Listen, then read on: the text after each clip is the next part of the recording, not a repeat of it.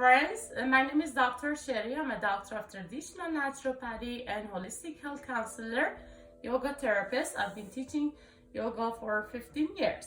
So you know yoga has healing effects on the physical body, different organs of our bodies.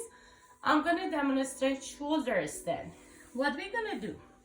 First, we're going to place our feet in front of our mats, hands behind. Let's bend the elbows, rest flat on the floor. Then prepare feet off the floor. Good. Then ready. Let's support our backs and lift them off the floor. Bending the elbows, placing your hands behind your lower back. Keep the belly in, lengthen the legs up. Legs are straight up in line with the shoulders.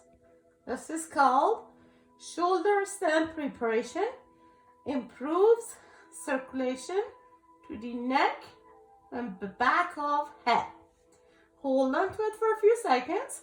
When prepared, let's lower vertebra by vertebra. Lower the feet down. Breathe out. Soften and release. Rest for a few seconds.